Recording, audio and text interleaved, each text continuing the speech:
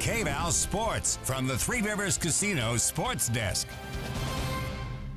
Well, the world of collegiate athletics continuing to grow. And one of the big new changes is the way student athletes are compensated. Rules allowing schools to pay athletes directly going into effect just last week. Now, sports reporter Jack Demmler spoke with Oregon State Athletic Director Scott Barnes, learning more about how this change impacts the college landscape moving forward. With the settlement that was just approved, now that colleges can pay their student athletes, what does this mean for college athletics as a whole from your perspective? Well, I think with what we've been through since the inception of NIL in 2021, it brings the guardrails we've all wanted. It brings a sense of tamping down this crazy, nonsensical, hyperinflated marketplace. And now we have rules that will be enforced.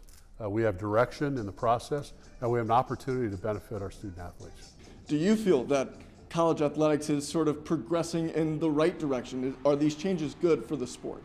You know, it's a really important question, and amateurism, as we knew it, is dead.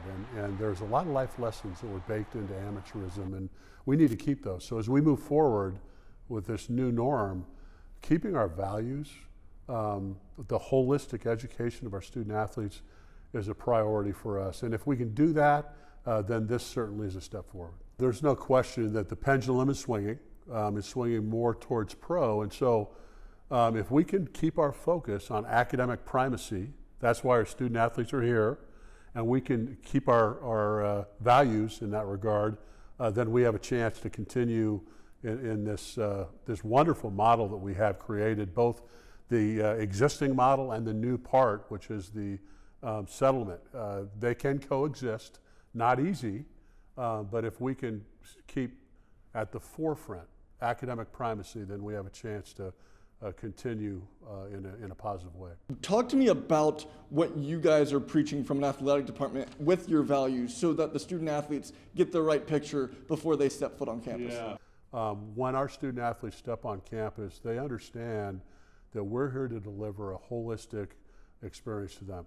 That means it's as important to us what's happening to them in the classroom and off the field of play, and developing them as individuals for life later on, as it is competition on the field. And they see that in the programming that we do, and the philosophy that our coaches have adopted, and it is a #1 priority for us.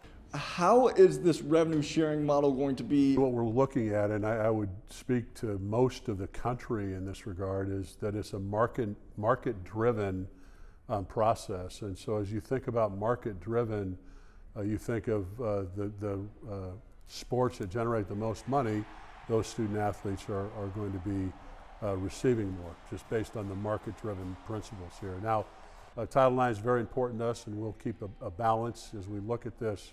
But that really speaks to how this is going to be shared, and there'll be a few athletes in those revenue sports that will receive quite a bit, and at the same time we want every student athlete to have an opportunity to be exposed to this.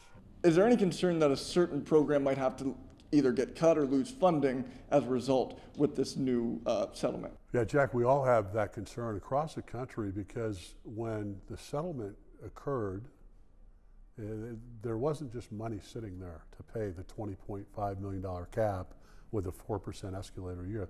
So we're all working hard to do two things. One is to create efficiencies in our expense operations while generating new revenue. And that is a challenge for each and every one of us, is to make sure we have enough revenue and are cutting in the right places so that we're not impacting the student athlete. Where this goes is hard to, we're all working towards, we all want to keep our sports, and certainly that's an obligation for us, is to not cut any sports. But will there be impacts on programs because of this? Yes, there has to be. It's not newfound money. Well, Barnes also saying there are still plenty of ways that fans can contribute, including donors giving to their foundation and getting a tax write-off for it.